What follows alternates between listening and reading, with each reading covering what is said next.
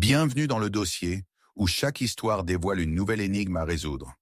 Rejoignez-nous pour une plongée dans Miss Marple et la chorale qui a chanté le mauvais hymne. Une histoire créée par des fans pour célébrer le charme et le génie de la détective légendaire d'Agatha Christie. Nous serions ravis de vous compter parmi nous dans cette aventure palpitante. Partagez vos impressions, dites-nous d'où vous regardez et si vous repérez des erreurs, n'hésitez pas à nous les signaler. Vos commentaires nous aideront à vous proposer des mystères encore plus captivants. Chapitre 1. La note qui s'est éteinte en Ré majeur. La pluie s'était mise à tomber juste après les vêpres, tapotant doucement les vitraux de l'église Saint-Michel, comme si le ciel lui-même souhaitait coller son oreille au cœur et entendre le dernier cantique du chœur. À l'intérieur, la douce lueur des bougies scintillait sur les bancs polis par des générations de paroissiens, et un parfum de vieux bois, de cire d'abeille et de laine humide flottait dans l'air. Le chœur venait à peine de se lever pour entamer « Ô Dieu, notre secours dans les âges passés », leur voix tissant harmonieusement sous la voûte, lorsqu'un événement dont on murmurerait le récit pendant des années. Au milieu du deuxième couplet, précisément sur la note de Ré majeur, Leonard Wroxham, le baryton soliste, ancien militaire et critique le plus virulent du nouveau vicaire, émit un son étrange, entre un halètement et une toux, et s'affala contre son pupitre. Son recueil de cantiques glissa au sol avec un bruit sourd. Au début, la chorale crut à une mise en scène. Léonard, après tout, avait le sens du drame. Mais lorsqu'il ne se releva pas et que la bougie la plus proche fut éteinte par le brusque changement d'air provoqué par son effondrement, un vague de malaise se répandit. Des murmures commencèrent à se faire entendre. Le vicaire, le révérend Allerton, quitta précipitamment la chaire, manquant de trébucher sur sa soutane, et mademoiselle Susan Lyle, l'organiste, s'arrêta en plein accord. L'assemblée clairsemée mais attentive commença à se lever de ses bancs, alarmée. Un jeune garçon se mit à pleurer. C'est alors que madame Dolly Norris, toujours pragmatique et déjà à mi-chemin de l'homme étendu sur le sol, murmura d'une voix d'acier. Il a pris froid. Le docteur Reeves, appelé du dernier rang, déclara ce que la plupart commençaient à soupçonner. Leonard Wroxham était bel et bien mort. Une mort subite à... L'église était déjà assez troublante. Mais une mort subite en chantant un cantique, un jour sans avertissement, sans maladie apparente, chez un homme qui avait traversé l'Afrique et bu plus que la moitié du village, provoqua un profond tremblement dans la paroisse endormie de Charnley. Lorsque Miss Marple arriva le lendemain matin, la pluie avait cessé, laissant les routes du village glissantes et brillantes comme des rubans noirs. Elle portait son manteau bleu marine au petit col de velours et tenait un parapluie bien fermé dans une main gantée. Personne ne l'avait invitée en particulier, mais elle ne fut pas non plus repoussée. Âgée de plus de 70 ans et aussi délicate à regarder que du sucre filé, elle avait longtemps été prise pour inoffensive. Une erreur que ne partageaient pas ceux qui la connaissaient dans le mieux. Elle se tenait maintenant près de l'autel, scrutant pensivement la chaise où Léonard s'était assis, un léger froncement de sourcils. Il a parfaitement chanté le premier couplet, dit le révérend Allerton, visiblement encore perturbé. Il s'est effondré au milieu du deuxième, sans prévenir. Aucun signe de maladie. Ses mains tremblaient légèrement lorsqu'il les serra dans son dos. Les yeux pâles de Miss Marple se posèrent sur le recueil de cantiques que Léonard avait utilisé, toujours posé sur le pupitre comme si de rien n'était. Il n'a pas laissé tomber le livre en tombant ? Non, dit le révérend. C'est curieux maintenant que vous le dites. Elle est restée ouverte comme ça. Étrange, murmura Miss Marple. Et c'était un militaire, je crois. Oui, major à la retraite. A servi dans les deux guerres. Il est récemment revenu à Charnley pour régler la succession de sa défunte sœur. Elle fit un pas prudent en avant, les yeux rivés sur le recueil de cantiques. Et le morceau chanté « Ô Dieu, notre secours dans les siècles passés », vous souvenez-vous s'il avait une raison particulière de le choisir ? Le Severnandan, révérend Allerton cligna des yeux. Léonard a insisté. Il a dit que c'était la tradition et que nous en avions plus que jamais besoin, avec la pourriture moderne qui s'insinue dans l'Église, comme il l'a dit. En effet, dit doucement Miss Marple. Elle tapota son parapluie d'un doigt fin. Et personne d'autre n'a touché au pupitre ? Déplacé le livre ? Modifié l'ordre des hymnes ? Pas à ma connaissance. L'attention de Miss Marple se porta sur la tribune de l'orgue.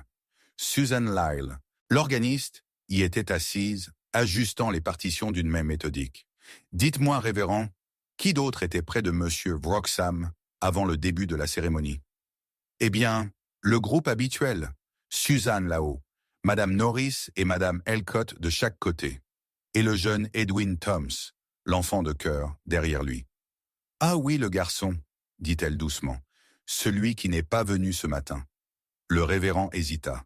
Non, sa mère dit qu'il a de la fièvre, mais elle avait l'air effrayée. Les doigts de Miss Marple se crispèrent légèrement sur le manche du parapluie. La peur, avait-elle toujours dit, était bien plus révélatrice que le chagrin. Plus tard dans la journée, au salon de thé local, où les villageois se rassemblaient comme des abeilles partant orageux, la conversation bourdonnait d'une frénésie incessante. Miss Marple, assise près de la fenêtre d'angle, remuait son thé avec une lenteur pensive, tandis que diverses théories flottèrent dans l'air. Accident vasculaire, cérébral, insuffisance cardiaque, châtiment divin. Aucune ne la satisfaisait. C'est alors que Madame Elcott, une femme anguleuse à l'air perpétuellement indigné, se pencha vers Mademoiselle Marple et murmura « C'est affreux, je sais, mais je venais de lui parler des nouvelles idées du vicaire avant la cérémonie. Je lui ai dit « Léonard, on va laisser les femmes prêcher. » Et il est devenu tout rouge. Il a dit que la chorale était déjà une honte et qu'il ne la supporterait pas. Et qui d'autre a entendu cet échange ? Demanda Miss Marple d'un ton doux. Oh, juste Suzanne à l'orgue, je suppose. Et peut-être Madame Norris. Miss Marple pencha la tête. Avez-vous remarqué quelque chose d'étrange chez Monsieur Wroxham ? Une odeur ? Un tremblement ? Madame Elcott fronça les sourcils. Il semblait rouge, et il n'arrêtait pas de se lécher les babines. Mais il a blâmé le rôti de bœuf du déjeuner du presbytère. Miss Marple hocha doucement la tête. Du poison. Elle en était presque certaine. Maintenant, même si le docteur Reeves n'avait rien trouvé. Mais tous les poisons ne se révélaient pas facilement. Certains s'insinuaient dans le corps comme un fantôme, ne laissant derrière eux que le silence. Ce soir-là, elle rendit visite à Susan Lyle dans sa petite maison de pierre près du cimetière. L'organiste était une femme aux traits anguleux, la trentaine avancée, aux doigts tachés d'encre et un piano rempli de partitions qu'elle n'avait jamais partagé. Elle salua Miss Marple avec « Raideur ». « Quelle tragédie !» commença Miss Marple. « Et si étrange, mourir sur une seule note comme celle-là. » Les doigts de Suzanne tressaillirent. « C'est encore plus étrange de penser que quelqu'un puisse vouloir sa mort. »« Oh, mais il y a toujours une raison, ma chère, » dit Miss Marple, presque joyeusement. « Avez-vous remarqué quelque chose d'étrange dans le recueil de cantiques ? Non, tu n'as pas modifié l'ordre des hymnes pour lui ?» Le visage de Suzanne se crispa. « Je suis l'ordre de service qui m'a été donné. » Miss Marple parcourut du regard le petit salon, son regard s'arrêtant un instant sur un pupitre poussiéreux et une armoire verrouillée. « Vous composez, n'est-ce pas ? » ?»« Avant, j'en avais. Avant de venir ici. Des petits morceaux. » Miss Marple hocha la tête. « Vous connaissiez Leonard Wroxham il y a longtemps, si j'ai bien compris. »« Avant la guerre ?» Les lèvres de Suzanne s'entr'ouvrirent, juste un instant. « Il a courtisé ma sœur. Elle est morte en France. Une perte tragique. Et peut-être jamais tout à fait pardonnée. » Suzanne baissa les yeux. « Léonard était cruel, Miss Marple. Pas d'une manière que vous pourriez dénoncer, mais d'une manière dont vous vous souvenez. » Miss Marple sirotait lentement son thé, laissant le silence révéler la vérité. Parfois, le chagrin cherche un écho dans la tonalité de la vengeance. L'expression de Suzanne se figea, puis elle dit d'un ton neutre « Je ne l'ai pas empoisonné, si c'est ce que tu veux. Dire, mais je ne ferai pas semblant d'avoir pleuré. » De retour dans son salon ce soir-là, Miss Marple examina l'énigme. Une mort au milieu d'un cantique, un organiste amer, un enfant effrayé, un recueil de cantiques parfaitement intact. Elle prit une loupe et examina les pages du programme qu'une des dames lui avait apporté de la messe. Elle s'arrêta au deuxième couplet du cantique et fronça les sourcils. Le couplet sur lequel Léonard mourut était un couplet que l'on ne chantait pas, habituellement dans leur village. Une strophe oubliée, réintroduite à la dernière minute. Et elle mentionnait, presque prophétiquement, le temps, tel un torrent qui coule sans cesse, emporte tous ses fils. Quelqu'un a-t-il délibérément ajouté ce verset? Le lendemain matin, elle rendit visite à Edwin, l'enfant de cœur. Les yeux du garçon étaient rouges, non pas à cause de la fièvre, mais à cause des larmes. « Je ne voulais pas le prendre », murmura-t-il, en lui mettant un petit objet dans la main. « Mais je l'ai vu le laisser tomber, et j'ai eu peur. » C'était une minuscule fiole en verre, vide mais qui sentait légèrement l'amande. L'amande amère. Miss Marple le plia dans son mouchoir. « Vous avez eu beaucoup de courage en vous présentant. » Tandis qu'elle s'éloignait, la cloche de l'église sonna doucement dans le village embrumé, et Miss Marple fut certaine d'une chose. La mort de Leonard Wroxham n'était pas un acte de Dieu. C'était un acte calculé et délibéré. Et quelqu'un, dans la chorale, savait précisément quelle note tuerait. Mais ce qu'elle ne savait pas encore, et ce qui la glaçait alors qu'elle se retournait vers la porte du cimetière, c'était pourquoi quelqu'un avait choisi qui hymne, que verse, et pourquoi la dernière page du recueil de cantiques de Léonard, lorsqu'elle l'avait tourné, portait une légère empreinte, comme si quelqu'un avait écrit dessus, et avait ensuite arraché la feuille supérieure. Quelqu'un avait laissé un message, un nom peut-être. Elle devrait le trouver avant que le tueur ne chante à nouveau. Chapitre 2, le recueil de cantiques qui a sauté un verset. La pluie était revenue au matin, fine comme de la dentelle, s'écoulant latéralement dans les ruelles de Charnley, s'accumulant sur les toits d'ardoise et mouillant l'herbe du cimetière jusqu'à ce qu'elle s'aplatisse comme un linge de deuil. Un silence enveloppa le village, seulement interrompu par le claquement régulier des bottes de Miss Marple, tandis qu'elle se dirigeait, une fois de plus, vers Saint-Michael. La porte de l'église émit un grognement réticent lorsqu'elle l'ouvrit. À l'intérieur, l'air était lourd et frais, chargé d'une odeur de cire, de bois humide et de lys qui commençait à virevolter. Les chandeliers de l'autel portaient encore la cire séchée des vêpres de la veille, et les bancs se détachèrent dans l'obscurité. Mais ce n'était pas le sanctuaire qui attirait le regard de Miss Marple. C'était la stalle du chœur, celle-là même où Leonard Wroxham s'était effondré, la tête la première, au milieu d'un hymne. Elle s'y dirigea sans hâte, mais son regard était perçant, calculateur, ne laissant rien passer. Le recueil de cantiques était toujours là, fermé, posé avec révérence sur le support en bois sculpté, comme un dimanche ordinaire. Mais lorsque Miss Marple tendit la main vers lui, elle sentit une légère résistance au dos, quelque chose de raide, d'anormal. Elle l'ouvrit doucement. La page 148 avait été soigneusement arrachée. Ce n'était pas une déchirure irrégulière, ni l'acte imprudent d'un enfant, ni un accident. Il avait été tranché avec soin, probablement avec une petite lame, et la page manquante devait contenir les deuxième et troisième couplets de « Ô Dieu, notre secours dans les siècles passés ». Miss Marple baissa les yeux vers le livre, le visage impassible. Elle ne toucha plus la page, se contentant d'en examiner la fine tranche, les yeux légèrement plissés. Quelqu'un l'avait retirée. Pas n'importe quelle page, mais celle-là même qui contenait le vers sur lequel Léonard était mort. Celle qu'elle avait interrogée la veille encore. Pourquoi? Pour effacer quelque chose?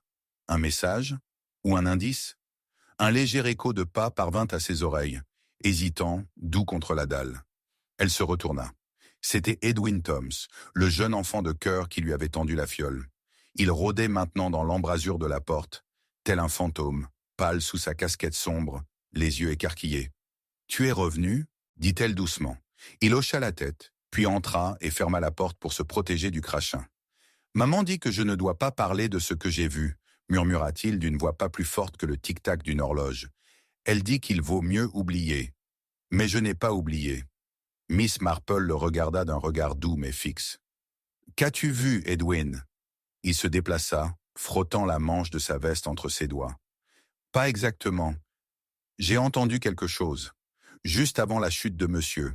Wroxham !» Elle a attendu. « Un murmure, dit-il. Il venait de derrière moi. Mais il n'y avait personne. »« Un murmure ? Que disait-il » Ses lèvres se pincèrent, et elle vit le garçon trembler. Il disait « Maintenant, chante ton dernier chant. » Juste comme ça, tout doucement, mais furieux. Je croyais que c'était dans ma tête. « Non, Edwin. dit doucement Miss Marple. Ce n'était pas dans ta tête. Une ombre traversa son visage. Vont-ils être en colère si je le dis? Je veillerai à ce que personne ne te fasse de mal. Il hocha légèrement la tête, et elle vit sa peur s'atténuer un peu. J'étais 2 rangs derrière. Monsieur Wroxham a laissé tomber quelque chose juste avant de se lever pour chanter. Je l'ai vu, c'était brillant, rond, comme une pilule ou un bonbon. Je crois qu'il l'a avalé sans réfléchir. Miss Marple ressentit une lueur de satisfaction sinistre. La fiole, l'amertume sur ses lèvres.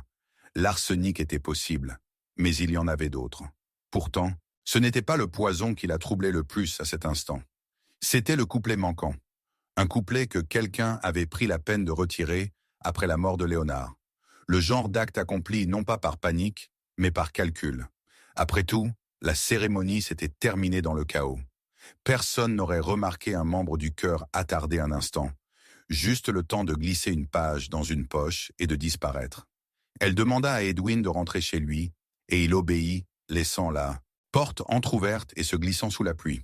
Elle se tourna vers l'autel et son regard se porta sur le côté, vers la sacristie, la porte fermée où étaient accrochées les robes du chœur et où Léonard s'était préparé, seul avant la cérémonie. Le vicaire l'avait verrouillée après le décès, mais la clé avait été remise dans son petit clou, derrière l'orgue. Elle la récupéra avec un soupir presque imperceptible. À l'intérieur de la sacristie, l'air était plus humide et plus froid. Une unique lampe à huile était posée sur la table, la mèche coupée mais éteinte. Contre le mur étaient accrochées les robes, dont celle de Léonard. La sienne était plus lourde, dans un tissu plus riche, confectionné à l'époque de son service militaire. Elle passa la main sur la manche et sentit quelque chose à l'intérieur. Un bout de papier plié, pas encore jauni par le temps. Elle l'ouvrit. Une lettre partielle, dactylographiée et non signée. « Tu m'as encore menacé la semaine dernière. Si tu insistes, je ne me tairai pas. Le passé peut encore parler, même si ta voix est la plus forte dans le cœur. Tu oublies, je me souviens de tout. Et d'autres aussi, peut-être. » Les yeux de Miss Marple se plissèrent. Les bords du papier étaient rognés, nettoyés. Mais le texte, le sous-entendu était clair. Léonard avait reçu un avertissement. Et peut-être plus d'un. Qui l'avait écrit? L'organiste Susan Lyle, qui gardait le souvenir d'une sœur décédée, ou quelqu'un d'autre dont Léonard avait menacé de révéler les péchés au grand jour? Elle remit soigneusement le papier, non par sentimentalité, mais pour attendre et voir à qui il manquerait. Puis elle ferma la sacristie et partit sans hâte. L'après-midi suivant, le comité paroissial se réunit à la salle des fêtes sous prétexte de préparer la cérémonie. Mademoiselle Marple fut invitée, ou peut-être simplement arrivée, et personne n'eut le courage de la repousser. L'atmosphère était tendue, une odeur de laine humide, de biscuits et de vieux vernis imprégnait la pièce basse de plafond. Le révérend Allerton ouvrit la réunion. Susan Lyle était assise, raide, au fond, les bras croisés sur un dossier en cuir. Madame Melcotte chuchota quelque chose à Madame Norris, qui lui adressa un sourire crispé.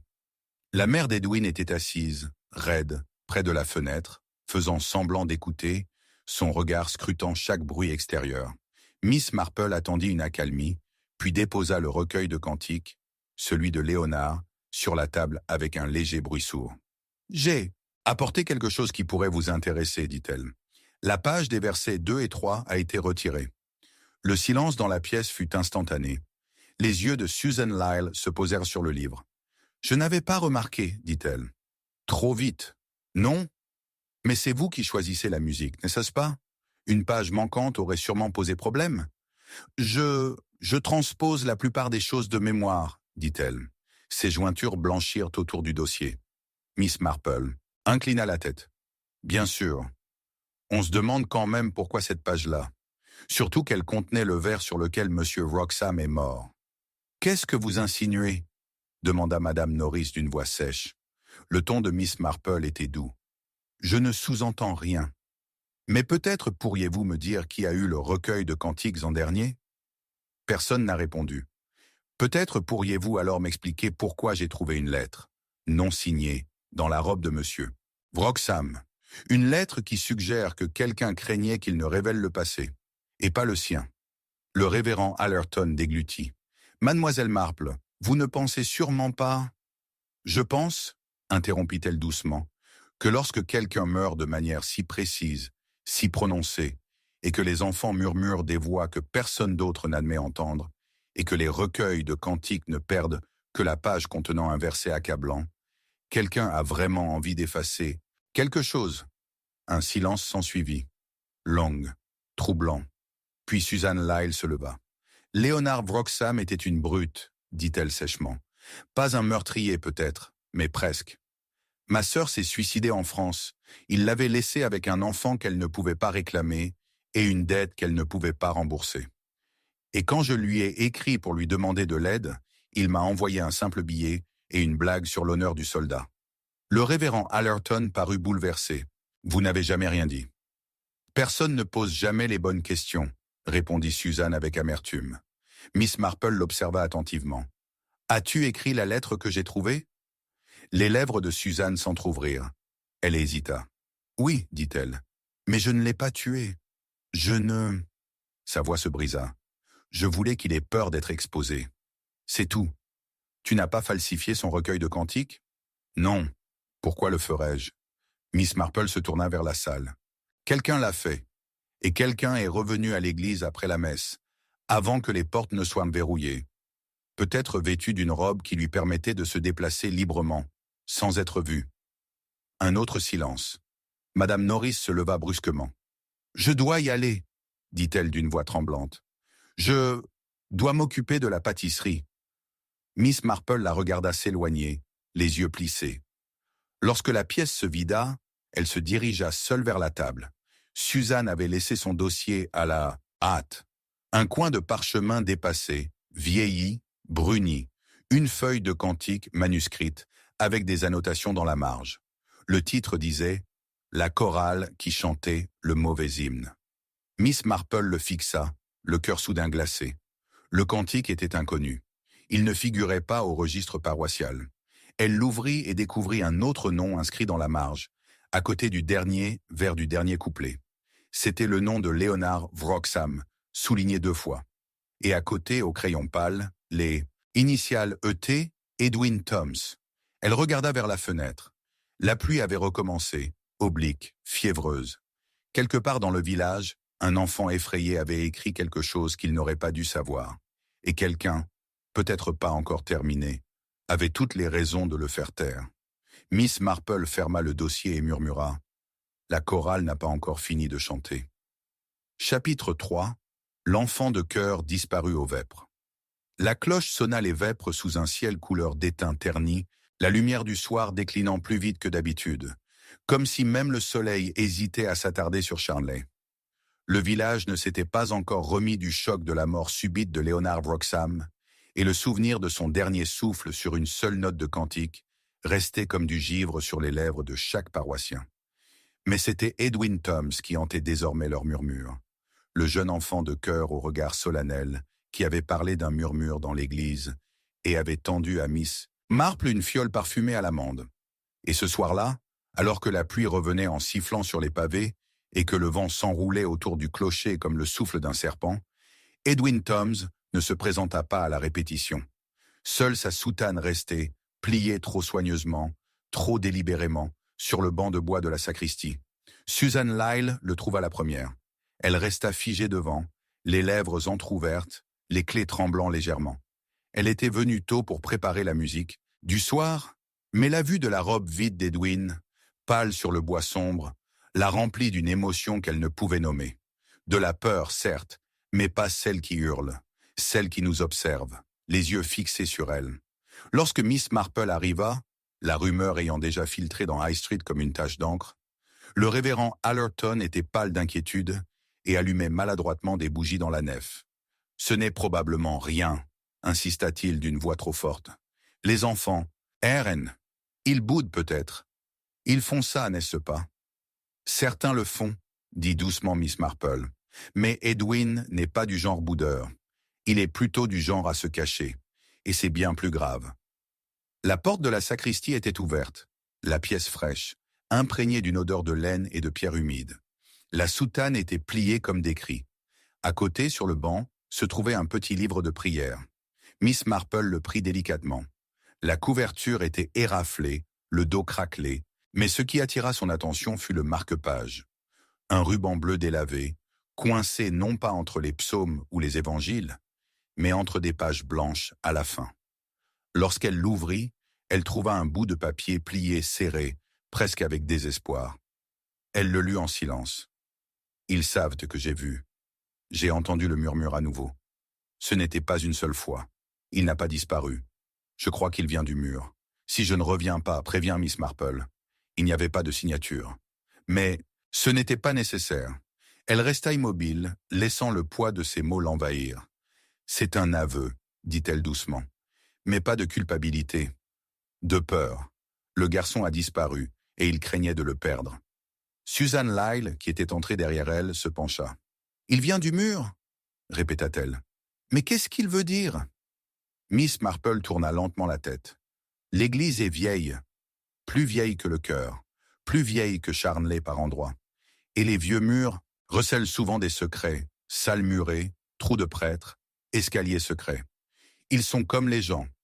Si vous tendez l'oreille, ils murmurent. » Dehors, la pluie s'intensifiait, tapotant la fenêtre comme des doigts. Miss Marple glissa le journal dans son sac à main, se tourna vers les stalles du chœur et examina la maçonnerie derrière elle. Le mur du fond, où s'étendaient les tuyaux d'orgue, hauts et sombres, avait appartenu à une annexe de la chapelle, fermée depuis longtemps. Elle passa, ses doigts gantés le long du bord, où le plâtre rejoignait le cadre. La jointure était imparfaite. Elle se retourna.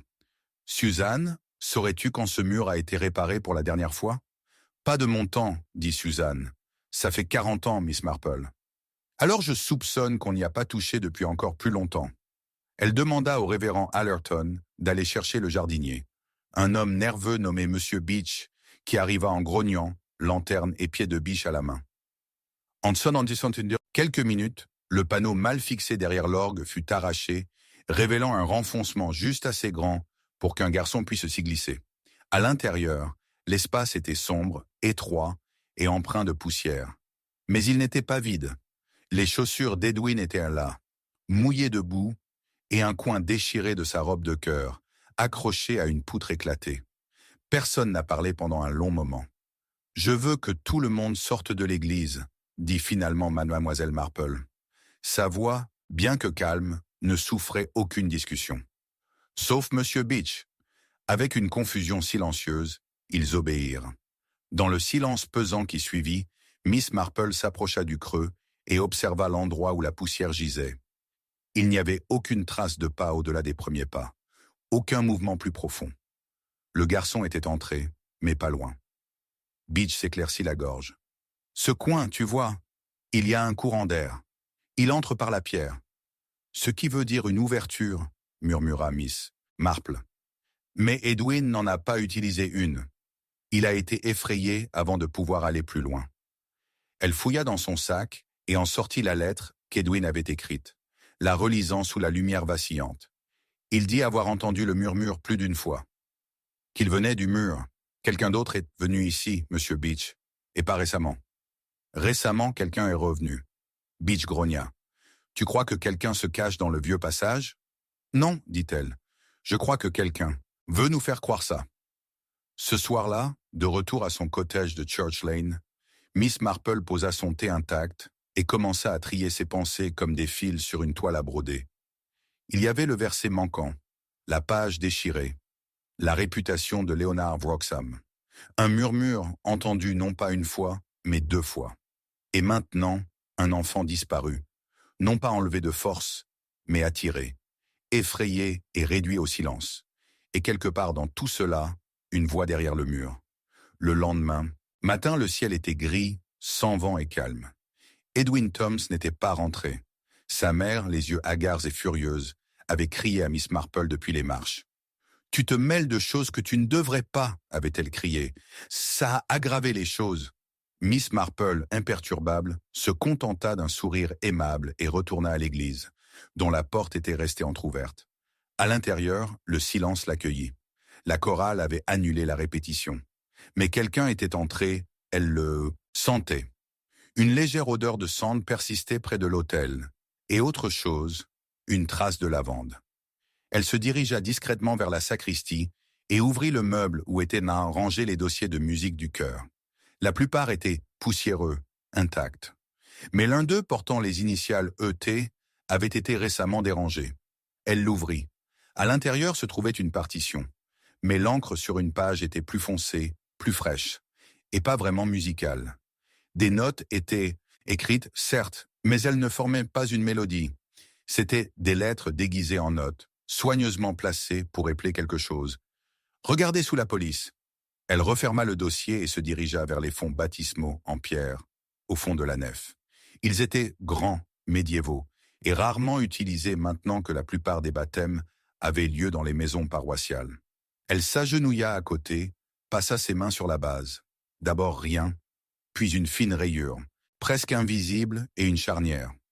Soigneusement dissimulée, mais bien là. Elle a appuyé et le panneau s'est ouvert. À l'intérieur, tremblant et à peine réveillé, se trouvait Edwin Thoms. Elle le tira doucement, lui murmurant du réconfort tandis que le garçon s'accrochait à sa manche avec ses doigts glacés. « Il allait me faire disparaître, halta-t-il. Il a dit que personne ne regarderait ici. »« Qui, Edwin ?» demanda-t-elle doucement. « Qui t'a dit ça ?»« Je n'ai pas vu, » sanglota-t-il. Il portait des gants, mais il sentait la lavande et les livres. Miss Marple ferma les yeux. Lavande et livres. Ni le vicaire, ni Susan Lyle. Le secrétaire du révérend, Mademoiselle Hastings. Toujours silencieux, toujours serviable. Celui qui tapait les bulletins, classait les cantiques, cataloguait les lettres. Celui qui avait accès à la machine à écrire. Celui qui pouvait modifier les recueils de cantiques, retirer des pages, ranger les dossiers. Et que personne ne questionnait jamais. Miss Marple se leva lentement, attirant Edwin près d'elle. Elle avait maintenant l'odeur. Et quand elle revint dans l'allée, regardant la tribune du chœur, elle savait exactement où elle irait ensuite. Mais ce qu'elle ne savait pas encore, ce qui la glaçait jusqu'aux os, c'était pourquoi Miss Hastings voulait faire taire un enfant de chœur. Et combien de temps elle les avait tous observés derrière le mauvais hymne. Chapitre 4. Le testament chanté en silence. Le tonnerre grondait sur le village de Charnley tel un vieux chien grognant dans son sommeil. Les cloches de l'église, étouffées par l'orage, sonnaient tard ce matin-là, presque timidement, comme si Saint-Michel lui-même hésitait à sortir de son sommeil. À l'intérieur de la nef, la lumière des bougies frémissait le long des piliers de pierre, vacillant sur les vitraux, tandis que Miss Marple franchissait les lourdes portes de bois, son parapluie dégoulinant régulièrement sur les dalles. Elle n'était pas venue pour prier ou pour trouver du réconfort. Elle était venue parce que quelque chose murmurait encore sous le dernier hymne du chœur, une note non chantée, une voix inachevée. Et aujourd'hui, elle la trouverait. Susan Lyle était déjà à l'orgue, jouant une musique douce et sans but, le genre de musique sans forme, seulement mélancolique. Le vent hurlait sur le toit, et quelque part dans l'obscurité, une poutre craquait comme un vieil os qui se déplace. Miss Marple s'approcha lentement, remarquant le tremblement des doigts de Suzanne sur les touches. Il ne tremblait au pas de froid. « Le garçon est sain et sauf », dit doucement Miss Marple. Les mains de Suzanne s'arrêtèrent sur les notes. « Oui, j'ai entendu. Il reste chez Madame Hargreaves pour le moment, loin des murmures, loin de tout ce qui est ancré dans les murs. » Il y eut un silence. « Ce n'est qu'un enfant. »« Oui, » dit Miss Marple. « Et pourtant, quelqu'un a tout fait pour le faire disparaître. » Suzanne ne dit rien, mais ses mains reprirent leur lente mélodie. Miss Marple l'observa encore un instant, puis se tourna vers le banc d'orgue. C'était un long chêne massif, poli par des années de service.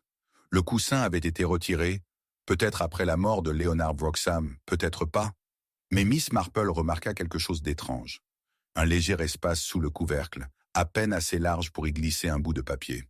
Elle pressa ses doigts contre le bord et sentit une résistance. Un tout petit peu, trop forte. Elle souleva le couvercle. À l'intérieur, glissée entre les recueils de cantiques et un chiffon à polir, se trouvait une enveloppe en papier kraft. Elle était scellée à la cire, mais sans inscription sur le devant. Miss Marple l'ouvrit lentement. À l'intérieur se trouvait un document, vieux, froissé, mais qui constituait sans aucun doute un testament. Son cœur s'accéléra. Le nom en haut disait « Leonard Wroxham ». Mais les lignes qui se trouvaient en dessous étaient plus révélatrices.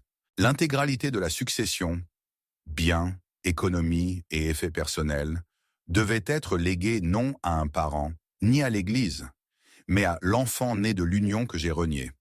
Aucun nom n'était indiqué, mais dans la marge, au crayon, quelqu'un avait griffonné une note. S'il ne peut être nommé, que ce soit l'enfant de la mère. S.L. La main de Miss Marple se resserra sur le papier. Susan Lyle avait parlé d'une sœur, d'une enfant abandonnée, d'une trahison.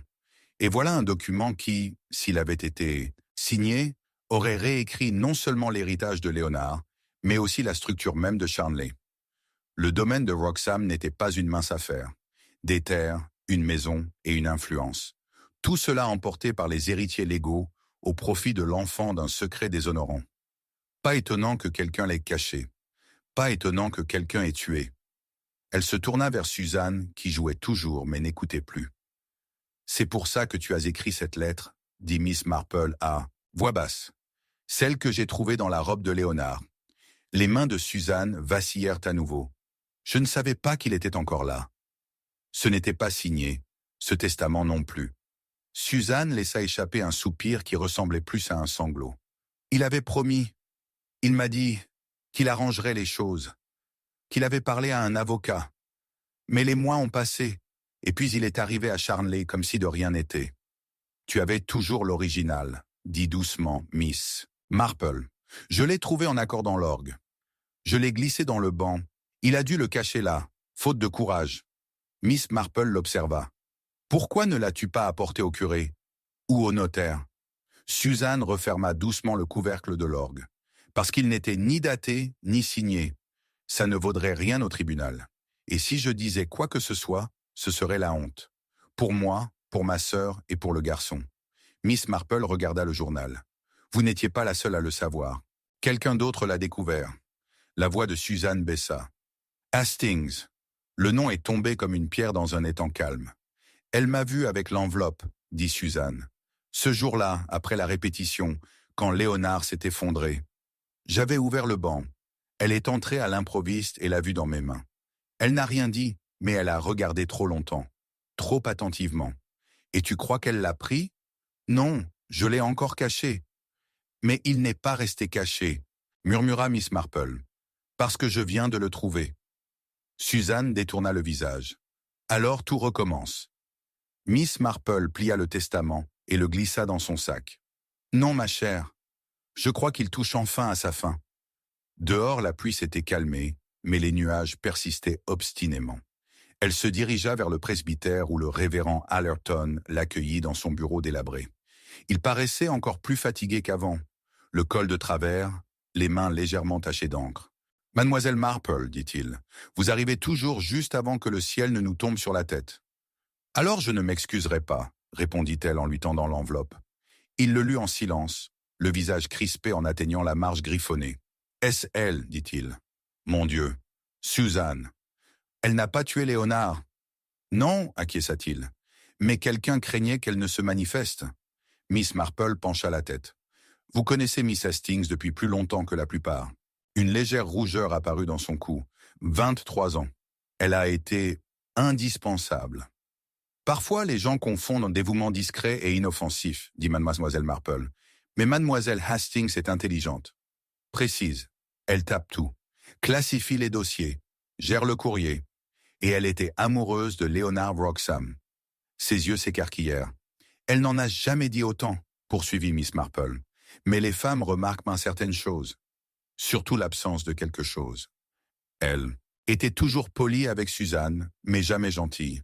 Et c'est elle qui s'est occupée du bulletin après les funérailles de Léonard. Allerton hocha lentement la tête. Elle a choisi les hymnes. Elle a également supprimé un verset de son recueil de cantiques. Le vicaire se laissa retomber sur sa chaise, les yeux creux. Elle devait être au courant pour le testament, ou du moins l'avoir deviné. Suzanne ne cachait pas bien ses sentiments. Et si elle soupçonnait Léonard d'avoir laissé quelque chose qui pourrait ruiner le nom de Wroxham, Miss Marple plissa les yeux. Elle l'aurait fait disparaître. Et quiconque l'aurait trouvé aussi. Allerton se leva brusquement. « Où est-elle maintenant ?»« Je ne sais pas, dit Miss Marple, mais je sais où elle ira. Elle quitta le presbytère en toute hâte, se dirigeant vers le domaine de Wroxham, sur la colline. Le manoir était fermé depuis la mort de Léonard, mais le gardien venait encore 2 fois par semaine, et Hastings en avait les clés. Le portail était entr'ouverte à son arrivée, l'allée de gravier était criblée de flaques d'eau, la maison était blottie derrière le lierre comme une bête blessée. Elle contourna le perron et fit le tour des jardins. Une seule lumière brûlait dans la salle de musique. Elle entra par la porte des domestiques, la fermant doucement derrière elle. Le couloir sentait le bois humide et le savon à la lavande. Au bout, la porte de la salle de musique était entr'ouverte. Miss Hastings se tenait au piano, le dos raide, les mains posées sur les touches comme pour un récital. Le testament était ouvert devant elle, sur le pupitre. Elle ne se retourna pas lorsque Miss Marple entra. « Tu l'as trouvé » dit-elle d'une voix parfaitement égale. « Oui, j'allais le brûler. Mais tu ne l'as pas fait. »« Non. » Elle baissa les yeux sur les pages. « Il me l'a promis une fois, il y a longtemps, avant de rencontrer la sœur de Suzanne. Il a dit qu'on se marierait, que je l'accompagnerais à Malte. Mais je n'étais pas glamour. Je n'étais d'aucune utilité. Il m'a oublié dès qu'elle a chanté. » Miss Marple s'approcha. « Alors, vous avez attendu ?» J'observais.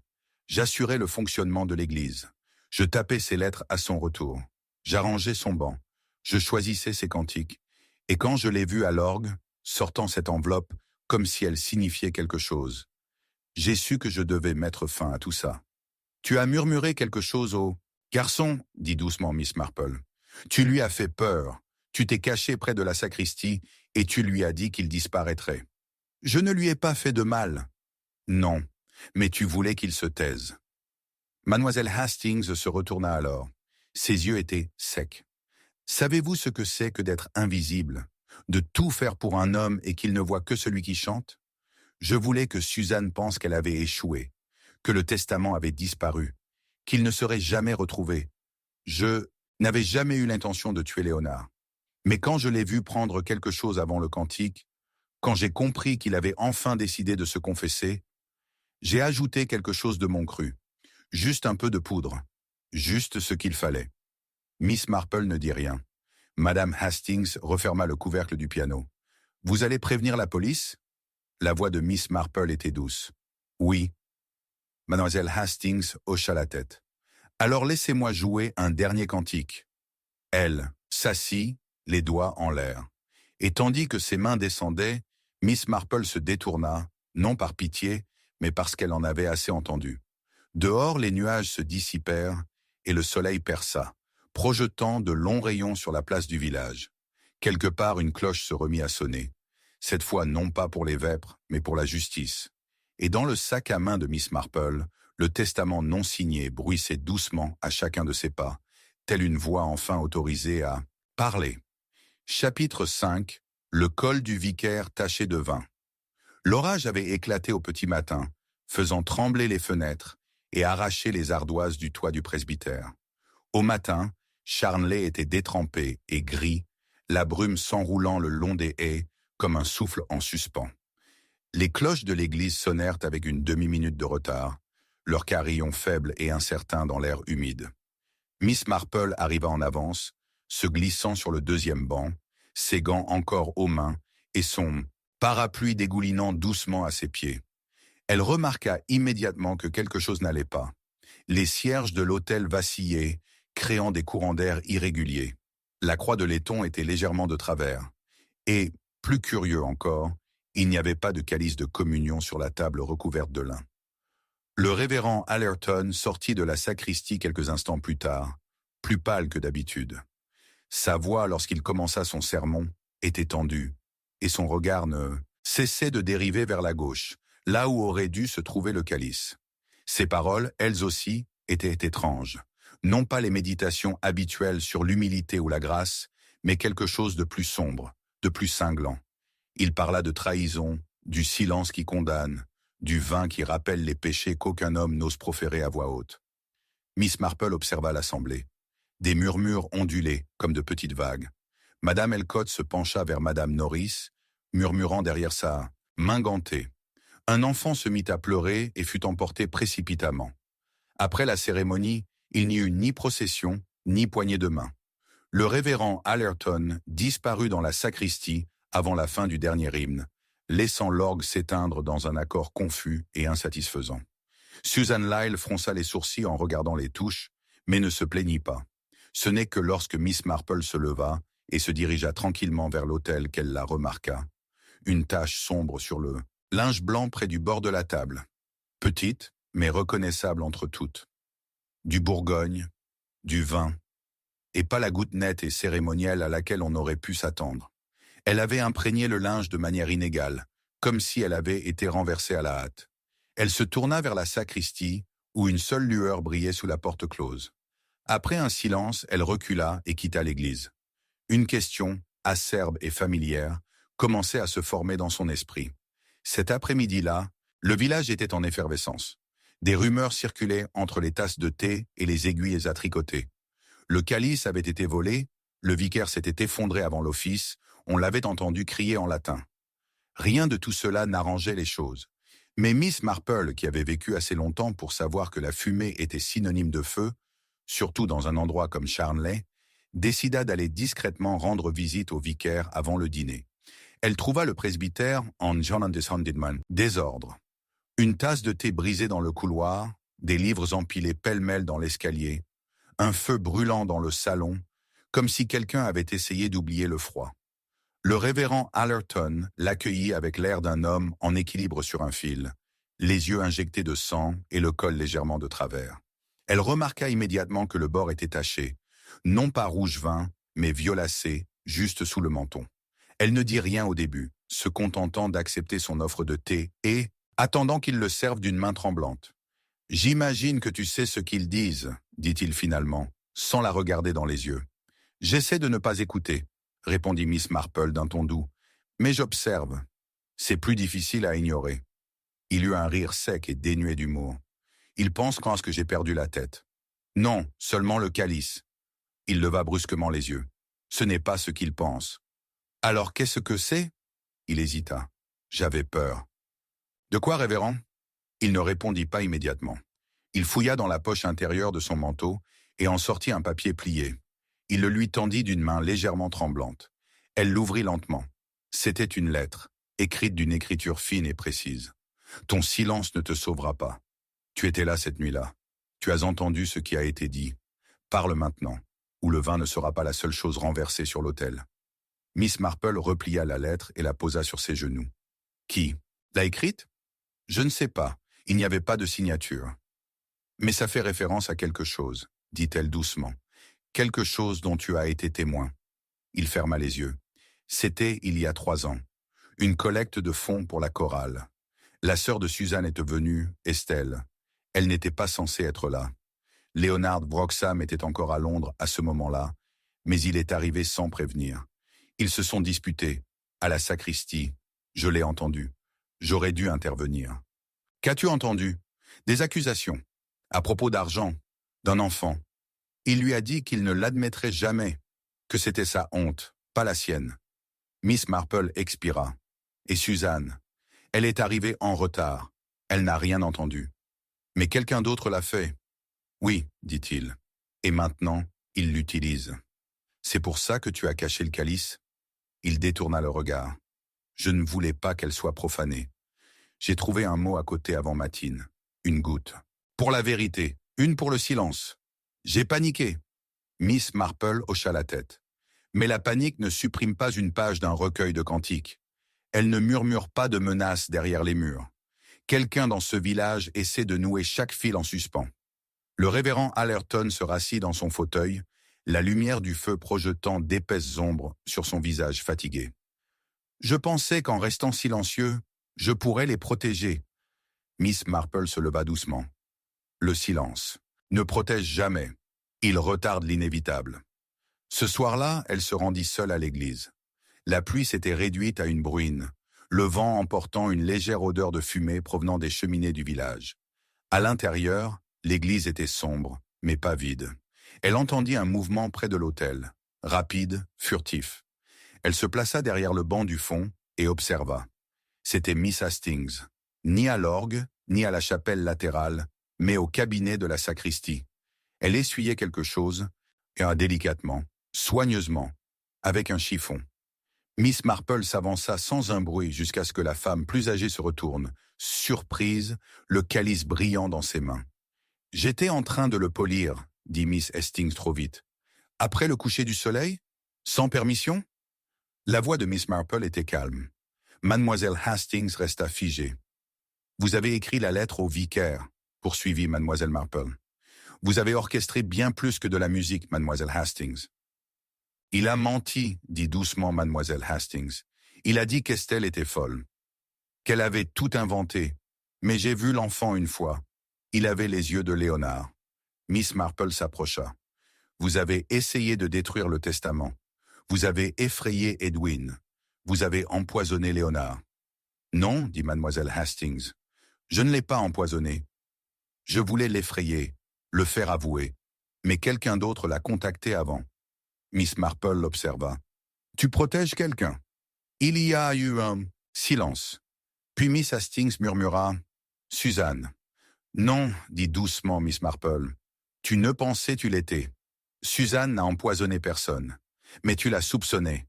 Tu as donc essayé d'éliminer ce qui pourrait être utilisé contre elle. »« J'ai échoué, » dit Mademoiselle Hastings. « N'est-ce pas ?» Miss Marple prit le calice des mains et baissa les yeux sur sa courbe polie. « Cela dépend entièrement de la suite. » Elle la laissa là, entourée d'ombre, et retourna à sa chaumière où le feu l'attendait et où le vent commençait enfin à se calmer.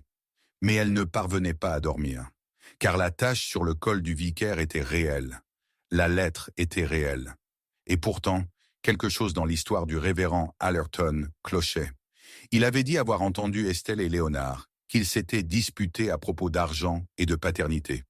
Mais Miss Marple savait qu'Estelle était morte en France 1 an avant le retour de Léonard à Charnley, ce qui signifiait que le vicaire mentait, pas pour protéger Suzanne, mais pour se protéger. Elle se leva de sa chaise et prit son carnet, écrivant 2 mots. Qui a signé le premier testament?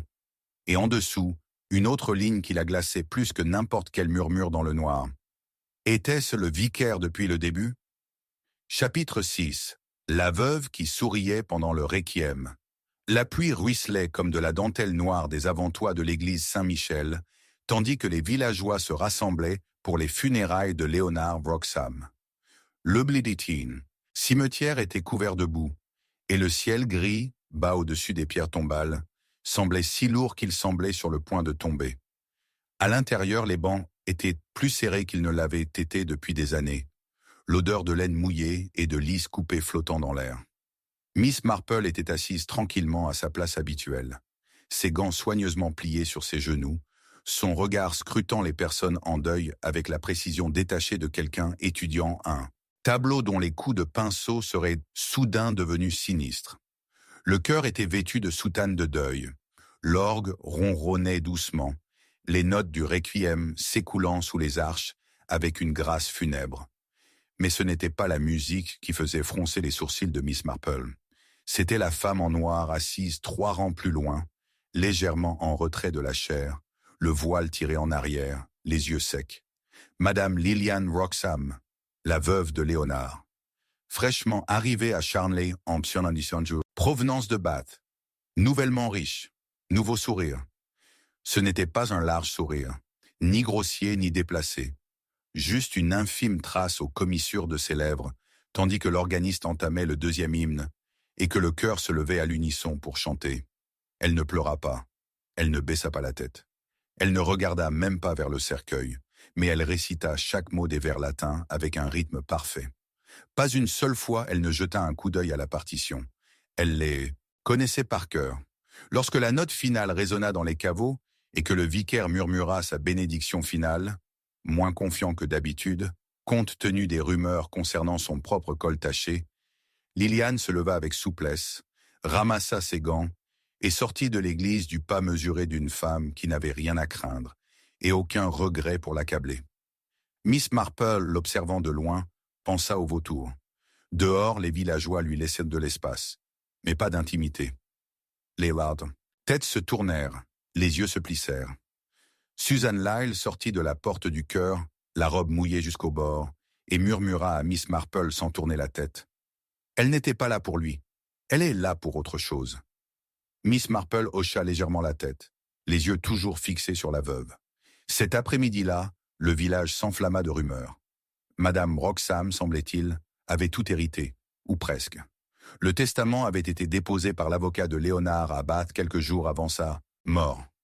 Il ne mentionnait ni l'enfant, ni la sœur de Suzanne, ni le document non signé que mademoiselle Marple avait trouvé sur le banc de l'orgue. Mais le Nouveau Testament comptait 2 témoins, et une date. Et le nom de madame Lillian Roxham était inscrit sur chaque ligne. Au dîner, tout le village était en proie aux spéculations. Certains disaient qu'elle avait empoisonné Léonard pour l'héritage. D'autres juraient qu'elle était revenue pour régler une vieille rancune. Mais Miss Marple, assise à sa fenêtre, une tasse de Darjeeling faible et un crayon entre les doigts, pensait à la musique funèbre, et au sourire, et à l'étrange coïncidence qu'une femme qui n'avait soi-disant jamais fréquenté Saint-Michel de sa vie connaissait chaque note de son requiem latin le plus obscur. Le lendemain matin, elle se rendit au presbytère sous prétexte de rapporter un recueil de cantiques empruntés. Elle trouva le révérend Allerton assis devant un âtre froid, les mains serrées autour d'un verre de cognac et les yeux assombris par l'insomnie. Lorsque Miss Marple s'enquit gentiment des funérailles, il hésita avant de répondre. « Elle est posée, dit-il finalement. Trop posée. Elle a chanté, dit Miss Marple doucement, en latin. Le vicaire leva brusquement les yeux. Que voulez-vous dire? Peu de gens en dehors du séminaire, et certaines chorales très anciennes, peuvent le faire de mémoire. Elle a été formée, dit-il. J'avais oublié. Elle l'avait mentionné une fois, il y a des années. Son père était chef de chœur. Elle a grandi dans des églises, des internats. Elle disait qu'elle se sentait toujours plus en sécurité au son d'un cantique. Miss Marple hocha lentement la tête. Elle n'a pas semblé surprise par le choix musical, n'est-ce pas? Le vicaire fronça les sourcils. Non, maintenant que vous le dites. Elle m'a même corrigé. Quand j'ai fait une erreur dans l'ordre des couplets de Dies Irae. Miss Marple se leva. Puis-je emprunter la liste des partitions pour la cérémonie? Il lui tendit un papier plié. Les titres étaient imprimés avec la police soignée et uniforme du bulletin paroissial. Mais l'ordre des inscriptions comportait une correction, griffonnée à la hâte à l'encre bleue. L'hymne qui avait suivi l'éloge funèbre, en larmes, avait été remplacé par une variante plus obscure. En larmes et douloureux, un arrangement qui n'a pas été utilisé depuis plus de 40 ans. Et dans la marge, à côté de la modification, il y avait une initiale inconnue, LW. Miss Marple prit le journal, remercia le vicaire et traversa le village d'un pas rapide. En chemin, elle s'arrêta chez madame Agnès Rivington, généalogiste amateur de Charnley et dispensatrice de thé plus forte que tout. Après les civilités échangées, Miss Marple posa une simple question. « Vous souvenez-vous de la dernière fois que Lillian Roxham est venue à Charnley avant son mariage ?» Madame Rivington pinça les lèvres. « Oh, celle-là !» C'était Lillian Crail à l'époque. Son père était chef de chœur dans les années 1920. Un homme strict et très sérieux. Elle est partie en pension après le scandale. Quel scandale? Tu ne le savais pas? Son père s'est enfui. Ou plutôt, il a disparu. Les rumeurs allaient bon train. De l'argent avait disparu. Des fonds de l'église, disait-on. Lillian et sa mère se sont retrouvées sans rien. Miss Marple se redressa. Et Léonard Roxham. Avant la guerre, Lillian et lui étaient en complices. Ils répétaient de leur duo dans l'ancienne tribune du chœur. Certains disaient qu'ils étaient fiancés. Mais elle est partie, et à son retour après la guerre, elle a épousé quelqu'un d'autre. Ils n'ont jamais regretté leur décision. Jusqu'à maintenant, apparemment. Miss Marple la remercia et partit, son esprit assemblant les pièces du puzzle, comme des notes dans une fugue. Le père de Lillian avait disparu. Léonard avait pris de l'importance. Un calice disparu, un testament falsifié, et une veuve qui souriait pendant l'hymne qui aurait dû la briser. Ce soir-là, Miss Marple rendit visite à Lillian. Une suite louée dans la vieille maison Barton, juste après le cimetière, où le lierre avait commencé à envahir les fenêtres. Lillian l'accueillit en soie et perles, les cheveux soigneusement coiffés, gracieuse mais distante. « Comme c'est charmant », dit-elle à l'entrée de Miss Marple. « J'admire ceux qui respectent les traditions. »« Je crois à la préservation », répondit Miss Marple en retirant ses gants. Surtout de la vérité. Liliane proposa du thé, que Miss Marple déclina. Elle s'approcha plutôt du pianoforte près de la baie vitrée et passa un doigt ganté sur la partition posée dessus. « Dolorosa » murmura-t-elle. « Ce n'est pas un choix courant pour un requiem. » Le sourire de Liliane s'estompa. C'était le préféré de Léonard. « Vraiment ?» Miss Marple se retourna. « Il n'en a jamais parlé. En fait, ses lettres suggèrent qu'il détestait tout ce qui s'attardait trop longtemps en mineur. » Liliane eut un regard glacial. « Tu as lu ses lettres ?»« Non, mais j'ai lu les notes marginales de ses recueils de cantiques. Il aimait les airs de marche, militaires, triomphants. » Liliane s'approcha. « Et que suggérez-vous, Miss Marple ?»« Que vous ayez choisi la musique des funérailles, dit-elle doucement. Que vous l'ayez demandé. Que vous ayez modifié le programme. Que vous vouliez que ce morceau soit joué pendant ces funérailles, et non par chagrin. » Liliane ne dit rien. Miss Marple ouvrit son sac à main et en sortit une petite enveloppe. « Je l'ai trouvé caché sous le banc de l'orgue après les funérailles. » Elle le tendit à Liliane, qui le prit à contre-cœur. À l'intérieur se trouvait une simple feuille pliée, vierge, à l'exception de quelques notes musicales et d'un nom, Henry Crail le père de Liliane. « Je crois que Léonard Roxham a contrefait une signature sur le Nouveau Testament, dit mademoiselle Marple. Et je crois qu'il a utilisé le nom de votre père, un nom qu'il savait disparu. Cela expliquerait pourquoi le deuxième témoin, un certain Monsieur H.C., ne s'est jamais manifesté, parce qu'il n'a jamais existé, ou plutôt qu'il a cessé d'exister depuis longtemps. » Les mains de Liliane tremblaient. « Tu le savais, et tu as attendu. Tu es revenu après sa mort pour t'assurer que le testament était valable, que l'Église ne pouvait pas le remettre en question, que tu héritais de tout. » « Il m'était redevable, » dit doucement Liliane. « Il était redevable à mon père. Il l'a ruiné. Il lui a volé son travail, sa réputation. Et puis il m'a épousée alors qu'il n'y avait plus personne pour me sauver. » Miss Marple la regarda tristement. « Alors tu as souri à ses funérailles, parce que c'était un requiem, non pas pour l'âme de Léonard, mais pour ta vengeance. »« Je ne l'ai pas tué, » murmura Liliane. « Non, dit Miss Marple. Mais vous vous teniez au-dessus de la tombe, la musique sur la langue et les cendres dans le cœur. » Alors qu'elle quittait la maison, le vent s'était levé à nouveau. Il balayait le village comme un silence avant le prochain verset d'un cantique. Miss Marple s'arrêta devant le portail, jetant un coup d'œil à la lumière vacillante de la fenêtre, et comprit que, si la veuve avait souri, ce n'était pas la joie qui l'animait. C'était la justice.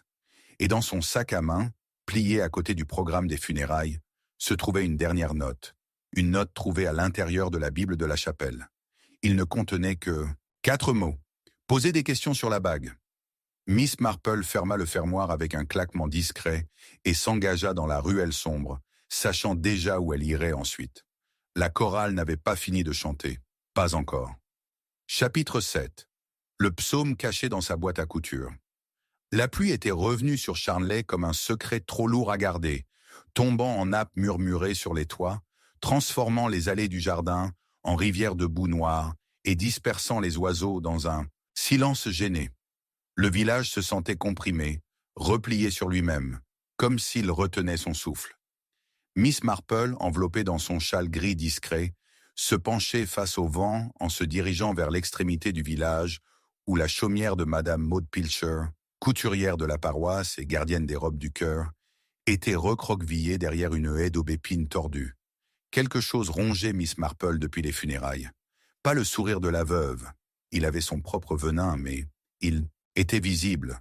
Non, c'était quelque chose de plus ancien, de plus subtil. Un fil mal placé, une note jouée avec trop de soin. Et c'est ce qui l'avait conduite ici. Maud Pilcher ouvrit la porte avec sa vivacité habituelle, s'essuyant les mains sur un torchon et scrutant Miss Marple de son regard perçant d'oiseau. « Oh, c'est vous !» dit-elle sans hostilité, mais sans chaleur. « Entrez donc. Je n'ai que des biscuits à l'orge et le poêle est capricieux. » Miss Marple entra avec gratitude. Le Lincolnshire cottage était petit et sombre, l'odeur de cire à la lavande et de fumée de charbon se mêlant à l'air. Un feu crépitait doucement dans la cheminée, et les murs étaient tapissés de bobines de fil, de morceaux de mousseline et de vieux recueils de cantiques servant à équilibrer des étagères inégales. Dans un coin se dressait la fierté de Maud, Une vieille machine à coudre, Singer, astiquée quotidiennement et toujours actionnée par une pédale. Mais c'est la boîte à couture ouverte sur la table qui attira l'attention de Miss Marple. Soigneusement rangée comme toujours, jusqu'à ce qu'on remarque le carré de tissu cramoisi glissé sous une robe à moitié raccommodée. « Je vois que vous avez travaillé sur les robes du cœur », dit Miss Marple avec désinvolture, s'installant sur la chaise en bois près du foyer. « J'en ai toujours fait », répondit Maud en versant du thé sans qu'on le lui demande. « Depuis avant la guerre, personne d'autre n'a l'œil pour les points de suture dans ce village. »« Non, vraiment », murmura Miss Marple. « Vous avez un don remarquable pour le détail. C'est pourquoi je me demande, auriez-vous remarqué quelque chose d'étrange sur la robe de Monsieur Roxham avant son décès ?» Les mains de Maud s'arrêtèrent. « Étrange ?» Doublure effilochée, marques inhabituelles, un fil mal placé. Maud s'assit lentement, les yeux plissés. « Tu crois que je ne l'ai pas inspecté ? Je les lave tous moi-même. J'aurais vu du sang, si c'est ce que tu veux dire. »« Pas du sang, non, » dit doucement Miss Marple. « Peut-être de l'encre ?» Il y eut une lueur, faible mais bien présente.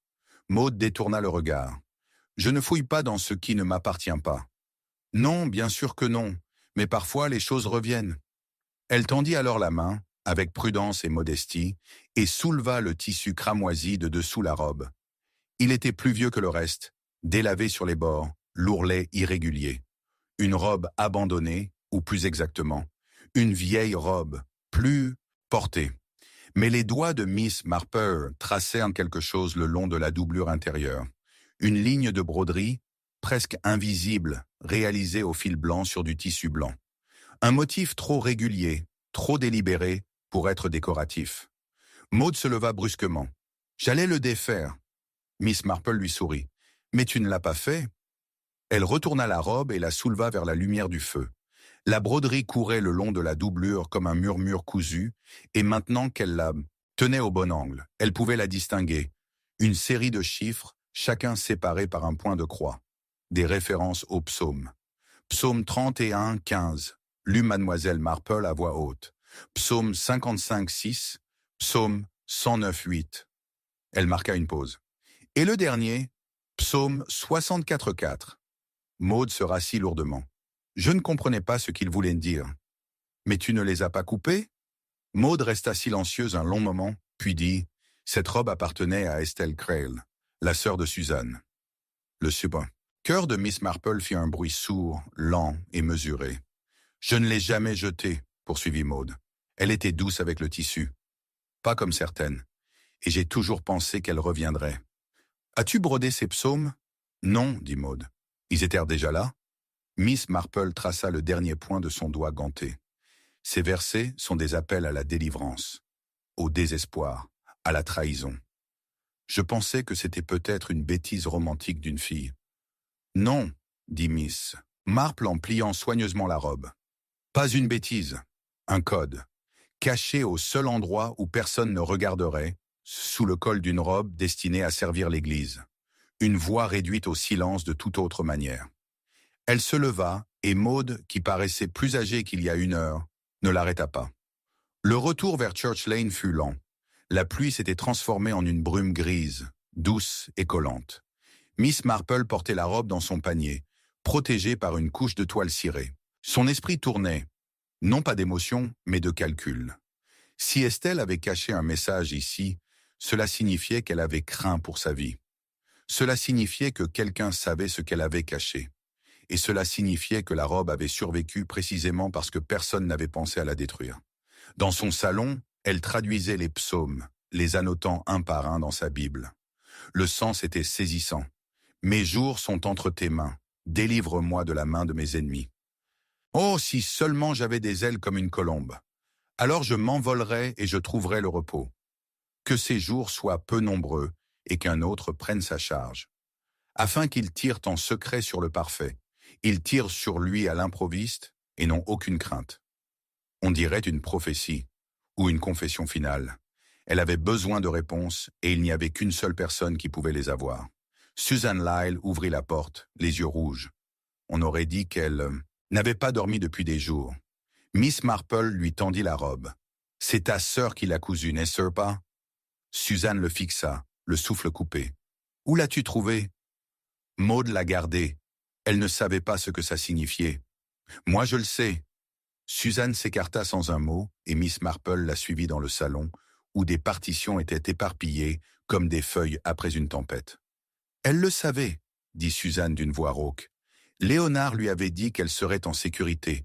Il le lui avait promis. Mais ensuite, il a épousé Liliane. Et Estelle m'a écrit en secret, disant qu'elle ne pouvait pas partir, qu'il avait quelque chose sur elle, des lettres. Je ne les ai jamais vues. Alors pourquoi la robe? Elle adorait la chorale. Elle adorait les psaumes. Elle disait que c'était la seule langue en laquelle elle avait confiance. Elle devait penser que quelqu'un pourrait la trouver un jour. Miss Marple posa une main sur le bras de Suzanne. Quelqu'un l'a fait. Ils restèrent assis en silence pendant un moment. Puis Suzanne murmura. Il ne l'a pas simplement abandonnée. Il l'a gardée ici, cachée. Il a payé un appartement sous un autre nom. Il l'a menacée de démasquer. Et l'enfant? Demanda doucement Miss Marple. Suzanne déglutit. Abandonnée à une famille de Manchester. Elle ne l'a jamais revue. Est-ce qu'Estelle avait l'intention de se manifester? Oui, elle l'avait menacée. Elle avait dit qu'elle avait des preuves. Elle avait dit que, s'il ne nommait pas l'enfant dans son testament, elle irait voir l'évêque. Les doigts de Miss Marple se resserrèrent autour de sa tasse de thé. Elle est morte à Paris, dit Suzanne. Mais ce n'était pas un accident. Je sais que ce n'en était pas un. Miss Marple se leva. Tu crois qu'elle a été assassinée? Demanda Suzanne. Je crois, dit lentement Miss Marple, que nous avons tous regardé dans la mauvaise direction. Léonard n'était pas le seul à la réduire au silence. Quelqu'un d'autre avait tout autant à perdre si cet enfant était un jour identifié. Qui? Demanda Suzanne. Le regard de Miss Marple était distant, calculateur. Quelqu'un qui connaissait bien la musique. Quelqu'un qui comprenait les psaumes. Quelqu'un qui savait broder sans se faire remarquer. Quelqu'un proche d'Estelle, assez proche pour manipuler ses robes. Suzanne haleta. Maud? Non, dit doucement Miss Marple. Pas Maud. Elle ne cacherait jamais un point de suture avec autant de précision. Mais quelqu'un d'autre. Quelqu'un qui a des raisons d'effacer l'enfant à jamais. Quelqu'un dont le nom apparaît, une seule fois, sur le registre des baptêmes de l'Église, le mois de la naissance de l'enfant. Suzanne parut bouleversée. Qui? Miss Marple se tourna vers elle, les yeux plus perçants que du verre. Lillian Crale. Et à cet instant, le dernier psaume s'est mis en place. La robe n'avait pas simplement été cachée, il avait été préservé. Et ce qu'Estelle avait essayé de dire, ce qu'elle avait crié avec des mots de soie et de fil, n'était pas seulement qu'elle avait été trahie, mais par qui? Miss Marple quitta la maison, la pluie s'élevant à nouveau derrière elle, et ses pas résonnèrent dans la ruelle avec une résolution qui ne pouvait être confondue. Il y avait encore des hymnes non chantés à Marnley, et l'un d'eux nommerait un meurtrier.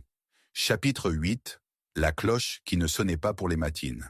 Le premier signe que quelque chose n'allait pas ne fut pas un cri ni un corps, mais un silence, sec, anormal et injustifié. C'était juste avant l'aube, cette heure bleu-gris où le monde semble encore silencieux et incertain de son propre réveil. Une brume planait sur Charnley, s'accumulant comme un souffle contre les vitraux de Saint-Michel. Les haies étaient argentées de rosée et l'herbe du cimetière craquait sous les pieds.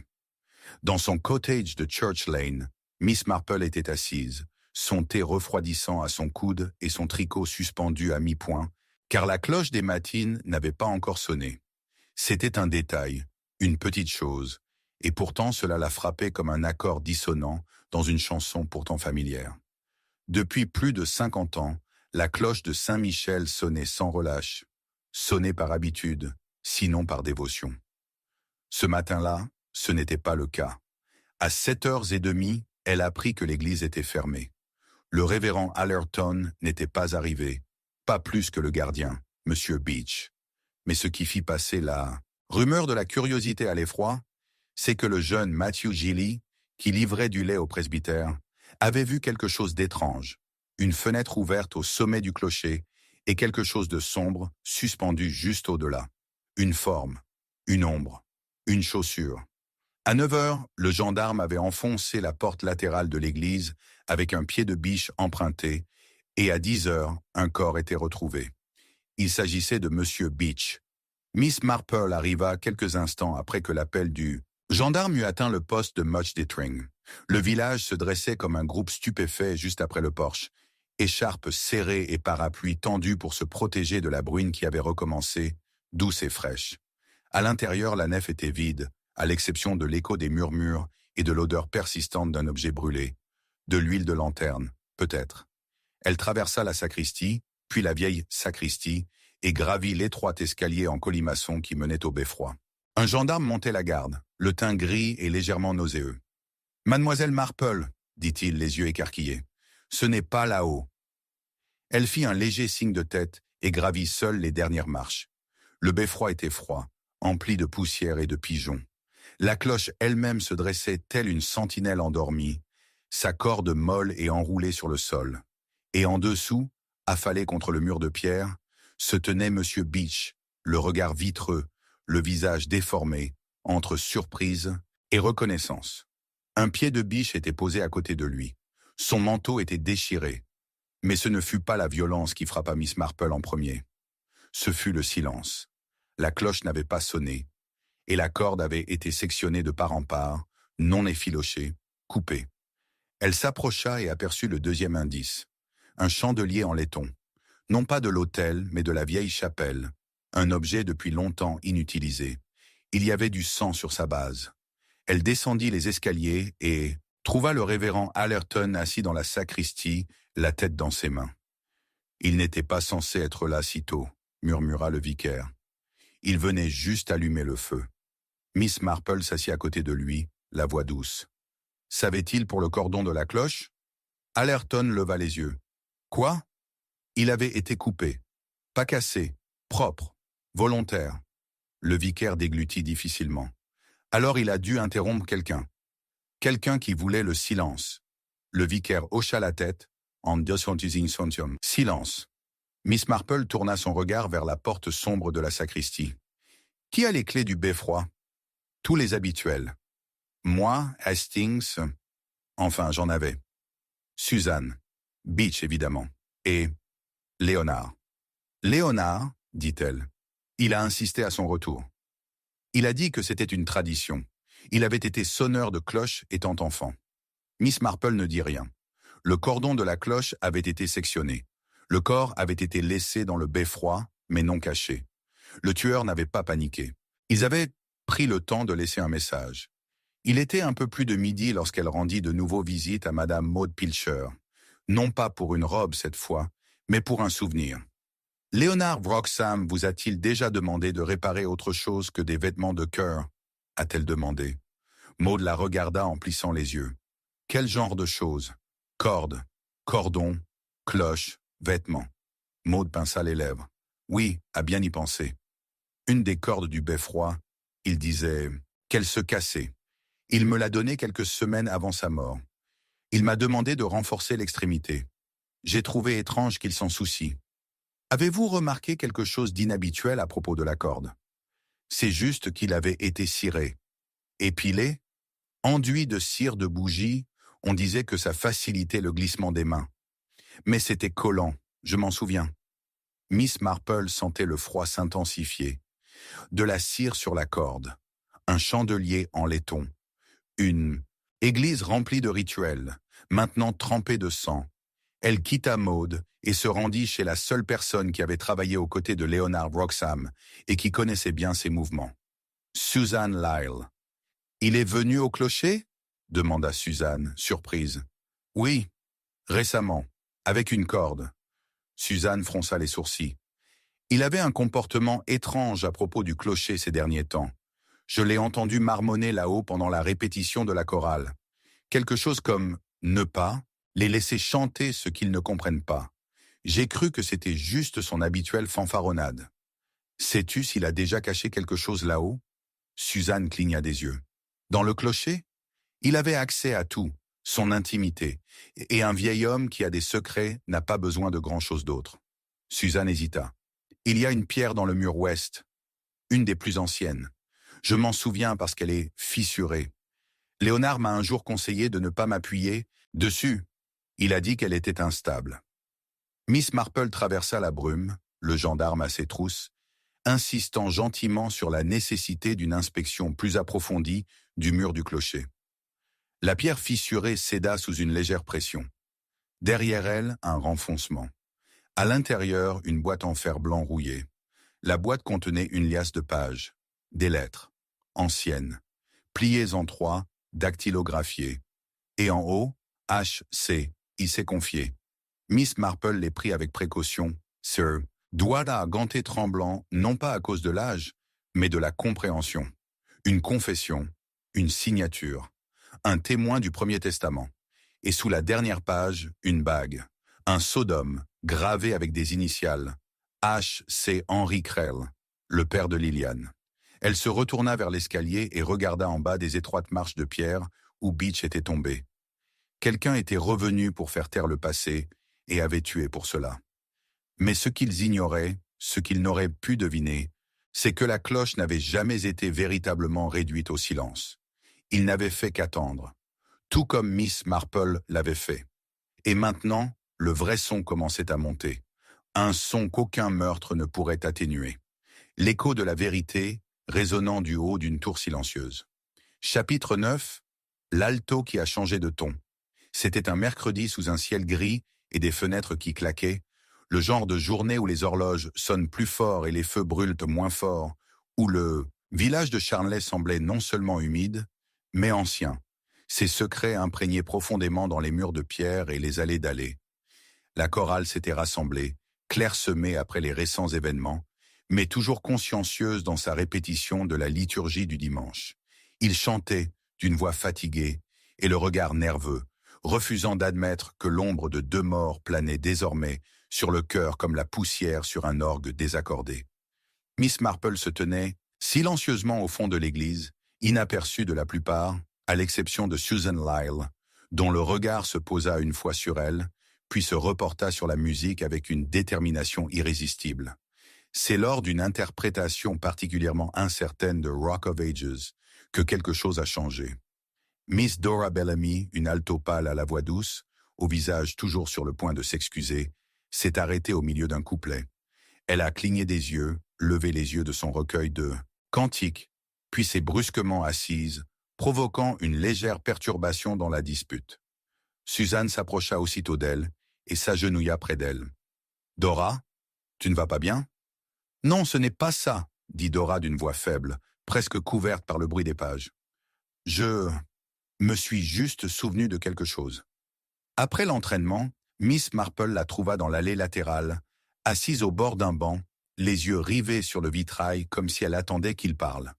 La pluie ruisselait sur les hautes fenêtres. Le tonnerre grondait au loin.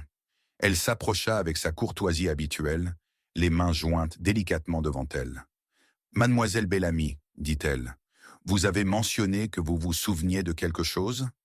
Dora leva les yeux, surprise, puis rougit profondément. « Oh, Miss Marple, je ne voulais pas faire d'histoire. Les souvenirs ont tendance à ressurgir quand ils sont prêts. Comme des fils perdus, dit gentiment Miss Marple. « Puis-je m'asseoir avec vous ?» Dora hocha la tête, serrant ses gants à deux mains. « C'est à propos du matin où Leonard Broxham est mort. Vous avez donné un alibi, si je me souviens bien. Vous avez dit que vous alliez livrer des fleurs à la sacristie à 8 heures. Oui, et je l'ai fait, en quelque sorte. Mais pas à 8 heures, plutôt à 1h30. C'est une sacrée différence. Je pensais que ça n'avait pas d'importance, mais maintenant, je réalise que si. Miss Marple, attendez. J'ai vu quelqu'un sortir du clocher ce matin-là, murmura Dora. Une femme. Elle portait un manteau sombre et un foulard sur la tête. Sur le moment, j'ai cru que c'était juste une femme de ménage, ou quelqu'un de la paroisse. Mais maintenant, je pense que c'était Liliane. « Liliane Wroxham ?» demanda Miss Marple d'une voix très douce. « Oui, je l'ai revue à l'enterrement. Même démarche, même manteau. Mais j'avais déjà dit au vicaire que je n'avais vu personne. Et quand l'enquête a eu lieu, je me suis dit, il est trop tard pour changer les choses. » « Il n'est jamais trop tard pour dire la vérité, » dit doucement Miss Marple. « Mais laissez-moi vous demander, Miss Bellamy, Pourquoi avez-vous menti? Dora rougit à nouveau. Parce que je ne voulais pas qu'on sache que je la suivais. Miss Marple cligna des yeux, seule trace de surprise. Vous suivez? Je l'ai vu avec Monsieur Roxham la veille de sa mort. Devant le presbytère. Ils se disputaient. Elle a dit quelque chose comme « Tu crois que je ne te prendrai pas tout ?» Et il avait l'air effrayé, vraiment effrayé. Je ne l'avais jamais vu comme ça. « Et tu l'as suivi ?»« Oui, je n'en suis pas fier, mais j'avais des soupçons. Elle venait à peine de rentrer, et soudain, toutes ces questions ont surgi. Testament, changement de musique, rencontre chuchotée. Tu pensais qu'elle pourrait être impliquée? Je ne voulais pas y croire, mais quand je l'ai vue sortir du clocher le lendemain matin, j'ai su que je devais parler. Et puis on a retrouvé Monsieur Beach, et j'ai eu l'impression d'avoir attendu trop longtemps. Miss Marple prit une grande inspiration. Vous avez vu ses mains? Avez-vous remarqué si elle portait quelque chose? Dora hocha lentement la tête. Un paquet, enveloppé dans du tissu. Elle glissait quelque chose dans la poche de son manteau. Une bague peut-être? Peut-être. Ça aurait pu être le cas. Plus tard dans la soirée, Miss Marple était assise à son bureau, la robe d'Estelle toujours pliée dans sa boîte à côté d'elle, et esquissait la nouvelle séquence. Dora avait aperçu Liliane au beffroi. Liliane avait un mobile, des moyens et le secret. Mais quelque chose clochait encore. Liliane avait joué son rôle de veuve en deuil à la perfection, jusqu'aux funérailles, où son contrôle s'est légèrement effondré. Si elle avait assassiné Léonard et réduit Beach au silence pour protéger un testament falsifié, elle l'aurait fait rapidement, avec détermination. Mais le beffroi n'était pas décisif, c'était théâtral. Non, pensa Miss Marple, le beffroi ne servait pas à cacher un corps. Il s'agissait de cacher un message. Le lendemain matin, elle retourna à l'église sous prétexte de récupérer un recueil de cantiques pour sa nièce. Le vicaire la laissa entrer d'un air absent, marmonnant des brouillons de sermons et des budgets paroissiaux. Seule Miss Marple gravit à nouveau l'étroit escalier. Le clocher était froid, balayé par le vent, la vieille cloche, toujours immobile. Mais près du renfoncement du mur où avaient été retrouvées les lettres cachées de Léonard, elle remarqua quelque chose d'étrange. Un morceau de parchemin, coincé derrière une planche mal fixée. Elle le saisit, les doigts délicats, et le dégagea. Il était déchiré, taché d'huile, mais l'écriture était claire. Si elle se manifeste, tout s'arrêtera. Elle ne peut pas savoir ce qui est enfoui sous le sol de la chapelle. Aucune signature. Mais l'écriture était indéniablement masculine, anguleuse, précise. Ce n'était pas celui de Léonard. Elle rentra chez elle et passa l'après-midi à comparer des échantillons d'écriture connus. Notes du vicaire, de Léonard, des membres de la chorale. Aucune ne correspondait. Mais il y en avait un qu'elle n'avait pas encore examiné de près. La main qui avait rédigé les faux bulletins paroissiaux après la mort de Léonard. La même main qui avait corrigé le choix des cantiques pour y inclure un larme et douloureux. Elle sortit le bulletin du tiroir de son bureau, l'aplatit et étudia l'encre. Même main. Pas celui de Liliane, chez Suzanne. Elle se rassit, le poids de la découverte se resserrant autour de ses côtes comme des baleines de corset. Suzanne avait falsifié le bulletin. Suzanne avait corrigé la musique. Suzanne connaissait le code des psaumes d'Estelle. Et Suzanne était seule à l'église avant les matines, le matin de la mort de Beach. Avait-elle tué pour protéger le secret de sa sœur? Ou avait-elle tué pour quelque chose de complètement différent? Miss Marple fixait la robe doublée de psaumes, les fils torsadés cachés sous le col. Psaume 109, verset 8. Que ces jours soient peu nombreux et qu'un autre prenne sa charge. Ce n'était pas un appel à l'aide. Cela avait été une malédiction. Et quelqu'un l'avait pris au pied de la lettre. Miss Marple plia lentement le parchemin, le glissa dans sa poche et se leva. Il manquait encore un morceau. Mais maintenant, elle était assez proche pour entendre le dernier couplet se former et cette fois, la chorale chanterait la vérité. Chapitre 10. Le piège tendu pendant la cantate de Noël. La veille de Noël, les premières neiges étaient tombées, plongeant les rues pavées de Charnley dans un silence plus profond que le silence. La lumière des réverbères brillait chaudement derrière les fenêtres givrées et la fumée s'échappait des cheminées dans le ciel couleur éteint. Mais entre les vieux murs de pierre de l'église Saint-Michel, La chaleur cédait la place à une attente intense. La cantate de Noël était une tradition chère à tous.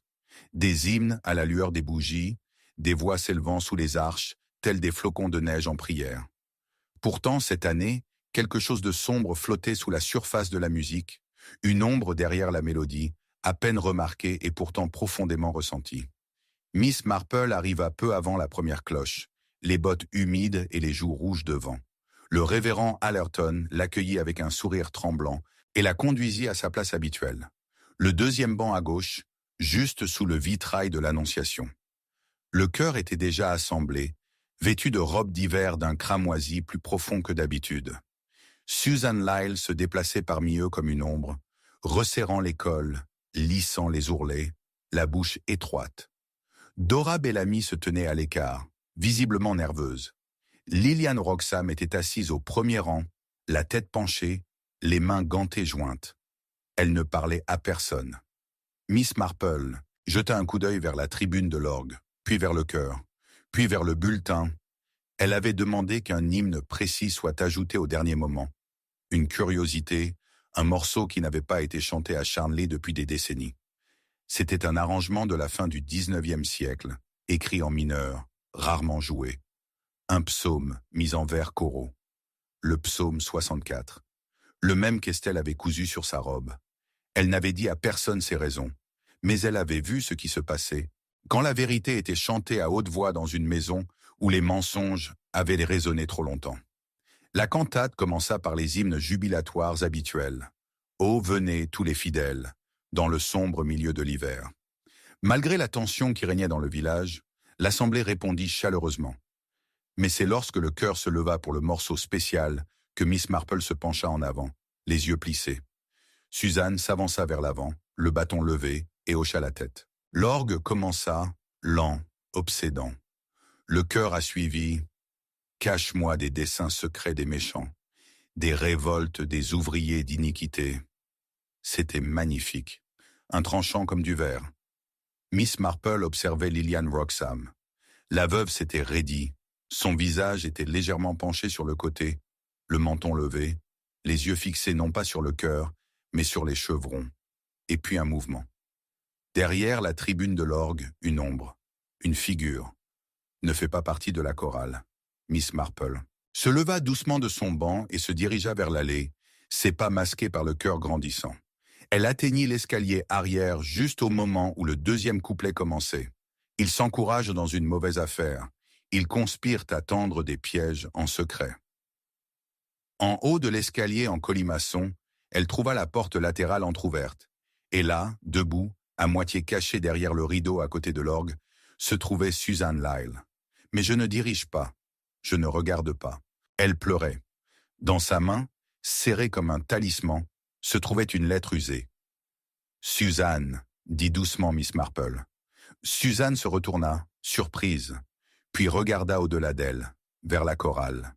« Elle l'a vu venir », murmura-t-elle. « Estelle, elle savait qu'il la ferait taire, et j'ai laissé faire. » Miss Marple entra et ferma la porte derrière elle. « Vous avez porté son fardeau assez longtemps. » Les doigts de Suzanne se crispèrent sur la lettre. « Je l'ai trouvée après sa mort. Elle n'était pas censée être postée. Un dernier mot. Mais elle disait tout.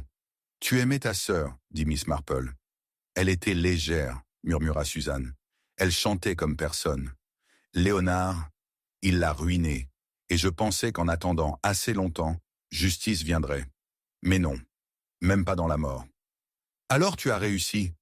Suzanne la regarda dans les yeux. « Non, je n'ai pas tué Léonard, mais j'en avais envie.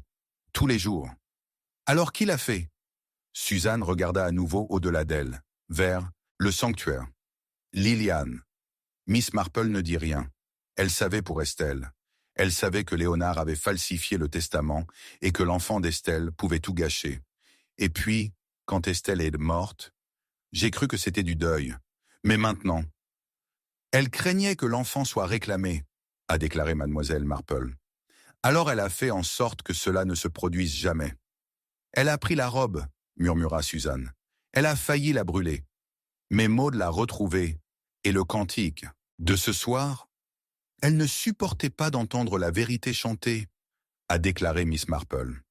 À ce moment-là, un cri retentit à l'avant de l'église. Miss Marple se déplaça rapidement, Suzanne derrière elle. Lillian Roxham s'était levée, tremblante, le visage pâle sous son voile. « Arrête !» cria-t-elle, les mots brisant les dernières notes. « Arrête de chanter !» Le silence s'installa, un silence plus profond qu'avant. Elle se tourna lentement, tandis que tous les regards se posaient sur elle. « Je l'avais prévenu, murmura-t-elle. Je l'avais prévenu de ne pas donner de nom à l'enfant. Pas après ce qu'il a fait à mon père. À moi. » Personne n'a bougé. Lillian recula et s'effondra. Miss Marple arriva la première. Dans la poche de son manteau se trouvait une bague. Henry Crail. Et dans son autre main, serrée fermement alors même qu'elle perdait connaissance, se trouvait le testament originel. Pas une copie. Non falsifié, signé, scellé, daté, par Léonard lui-même. Laissez tout à l'enfant d'Estelle. La cantate ne reprit jamais ce soir-là. La neige s'épaississait et les cloches restaient silencieuses. Mais plus tard, dans le cottage tranquille de Miss Marple, alors que le feu s'éteignait et que le dernier verset du psaume 64 résonnait dans ses pensées, elle comprit. La vérité, lorsqu'elle était chantée, ne pouvait pas rester inaudible, et cette chanson n'était pas encore terminée. Chapitre 11. La main qui a réécrit la partition. La tempête était passée, laissant derrière, elle un silence plus profond que le silence. La neige s'accrochait au toit et recouvrait le lierre qui entourait les vieilles pierres de l'église Saint-Michel. Dans la lumière matinale, le cimetière semblait intact, chaque pierre tombale givrée comme du verre cristallin, le portail en fer grinçant doucement sous le dernier souffle du vent. À l'intérieur de l'église, le froid persistait obstinément parmi les bancs, et la lourde porte en chêne des archives paroissiales gémissait, comme de vieux, secrets se souvenant de comment respirer. Miss Marple avait demandé l'accès ce matin-là, arrivant avec son sourire habituel et ses gants parfaitement pliés. Le révérend Allerton, plus émacié et renfermé que jamais, lui avait offert la clé d'une main hésitante, marmonnant quelque chose à propos des vieux disques, en grande partie en mauvais état. Mais Miss Marple n'était pas venue chercher des registres ou des certificats de décès. Elle était venue, enfin, pour la musique. Les archives étaient une pièce basse de plafond, nichée sous le transept est, dont les murs étaient tapissés de tiroirs étroits et de classeurs déformés. Ça sentait l'encre usée, la cire et le désordre. Une ampoule bourdonnait au-dessus de sa tête. La poussière s'élevait comme de la cendre de toutes les surfaces. Elle commença par les archives du chœur, de minces chemises reliées par une ficelle décolorée, l'écriture manuscrite sur les couvertures s'estompant jusqu'à devenir une écriture fantôme. Il y avait des décennies d'arrangements de cantiques, beaucoup dactylographiés, certains transcrits à la main, annotés au crayon par des chefs de chœur depuis longtemps disparus. Elle tournait chaque page avec soin. Elle savait ce qu'elle cherchait, mais ignorait encore ce qu'elle allait révéler. Il lui a fallu 1 heure avant de trouver le drap. Le papier était glissé dans une chemise en papier Kraft jauni, marqué « Vêpres, hiver 1948 ». Le cantique du haut était celui qu'elle reconnut immédiatement. Il me cachera dans son tabernacle, une pièce rarement jouée, mais qui lui était profondément familière. Ce qui retint son attention, ce ne fut pas le titre, mais les lignes tracées d'une seconde main, plus faibles entre les portées. Un refrain différent, des paroles modifiées, des notes subtilement modifiées pour transformer la protection en jugement. Les mots avaient été barrés et réécrits 3 fois, la dernière fois d'un gribouillage furieux. Et au bas, presque dissimulé sous le pli de la page, se trouvait une signature. L. Roxham. Elle regarda de plus près. Les paroles originales, écrites de la main de Léonard, étaient plus fines et plus gracieuses. Elles étaient datées d'1 semaine avant le dernier concert d'Estelle Crail à Charnley, juste avant sa disparition. Miss Marple parcourut le bord supérieur d'un doigt ganté et remarqua l'empreinte d'un autre billet, arraché de la feuille, mais non effacé. Elle le présenta à l'ampoule, orientant soigneusement la lumière, et commença à lire. L'empreinte. Les mots étaient flous, fracturés. « Ne la chante pas, si tu le fais, je m'avancerai. Je ne serai pas enseveli sous ta musique. » Pas de nom, mais il n'en avait pas besoin. Estelle l'avait écrit. Et Léonard avait pris la feuille, griffonné dessus, et enterrer la vérité sous une révision. Miss Marple plia lentement la partition et la plaça dans son sac à main. Devant les archives, les cloches sonnèrent au midi. Elle gravit l'escalier et pénétra dans la nef, où quelques villageois allumaient des bougies en une prière hésitante. Lilian Wroxham, pâle et chancelante, était assise au premier banc, son voile baissé, bien que la cérémonie fût terminée depuis longtemps. Elle avait été libérée de l'interrogatoire, mais pas des soupçons. Son silence semblait désormais moins empreint de fierté que de fatigue. Miss Marple marchait dans l'allée, s'arrêtant à côté d'elle. « La musique a été modifiée », dit-elle doucement. Lilian ne se retourna pas. « Je suis sûr que beaucoup d'entre eux l'étaient. Celui-ci était important. Estelle a essayé de le prévenir, de nous prévenir tous en fait. Mais Léonard a réécrit son hymne avant que quiconque puisse lire l'original. Il en a changé le sens. Il a caché sa protestation à la vue de tous. » La voix de Lilian était sèche. « N'est-ce pas ce que font les hommes avec les histoires de femmes ?» Miss Marple inclina la tête. « Ça dépend de l'homme. Et de la femme. » Elle attendit. Mais Lilian ne dit rien de plus. Ce soir-là, la neige revint, s'abattant en fines rafales sur les ruelles tandis que les lumières du village clignotaient dans le crépuscule. Miss Marple, assise dans son salon, lisait les dernières pages du faux testament de Léonard. La copie légale était encore à l'étude, mais la signature était cohérente, trop cohérente. Elle l'avait comparée avec la marque au bas de la partition réécrite, et elle ne correspondait pas. Ce qui signifiait que Léonard n'avait pas falsifié le Nouveau Testament. Quelqu'un d'autre l'avait fait. Quelqu'un ayant accès à sa signature, à la musique, au papier. Elle retourna à la paroisse ce soir-là sous prétexte de récupérer les registres de dons, et le révérend Allerton la laissa entrer dans son bureau, l'air d'un homme déjà trop accablé pour poser des questions. Mais Miss Marple n'ouvrit pas les tiroirs des registres. Elle se dirigea plutôt vers le pupitre et fouilla les encriers. L'un d'eux exhalait encore un léger parfum de lavande. Un mouchoir, monogrammé, était glissé sous le buvard. S.L. Suzanne avait toujours été loyale, toujours présente, toujours ignorée. Mais plus maintenant. La partition modifiée était dans la main de Suzanne. Et le Nouveau Testament, celui qui nommait Lilian. Miss Marple soupçonnait qu'il portait lui aussi les traits de la même femme stable, en deuil et déterminée, qui avait juré un jour de protéger l'héritage de sa sœur à tout prix. Elle se retourna et quitta la pièce. La partition pliée toujours cachée dans la poche de son manteau. Demain, elle poserait une dernière question à Suzanne. Mais ce soir, le cœur était silencieux. Et chaque hymne dont elle se souvenait de son enfance semblait se terminer en mineur. Chapitre 12. La confession qui a chanté le mauvais nom. L'église était de nouveau silencieuse, et dehors, un orage se préparait au-dessus de Charnley, telle une question trop longtemps posée.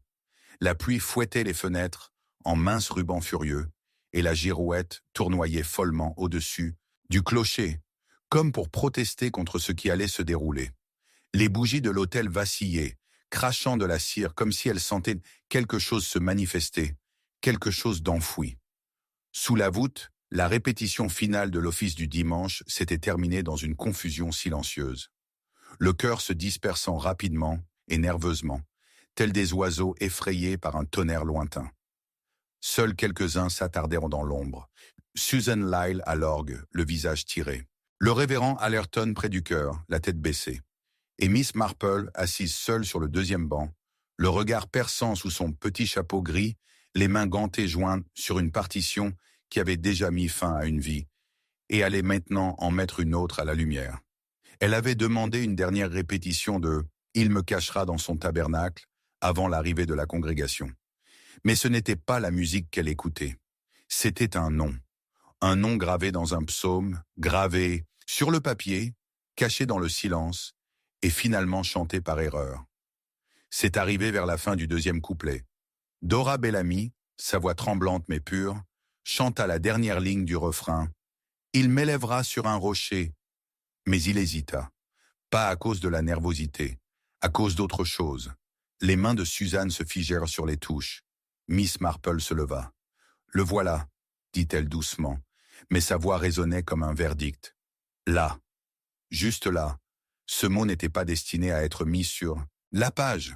Suzanne la regarda, pâle et immobile. Miss Marple marchait lentement vers l'autel, Sa voix égale, c'est pas délibéré. La partition modifiée n'était pas un simple arrangement. C'était un message. Une ligne ajoutée par une main trop minutieuse pour être celle de Léonard. Une ligne destinée à impliquer quelqu'un d'autre. Mais voyez-vous, Dora a chanté la ligne originale aujourd'hui, pas la version réécrite. Elle a chanté de mémoire. Et c'est ce qui vous a trahi, Suzanne. Il y eut une terrible pause, étirant et amincissant. Miss Marple continua. Vous comptiez que tout le monde oublierait la version originale. Mais elle ne l'a pas fait. Alors, quand elle a atteint la réplique que vous aviez remplacée, quand sa voix a trahi la vérité, vous avez su que la supercherie ne tiendrait pas. Suzanne ne bougea pas.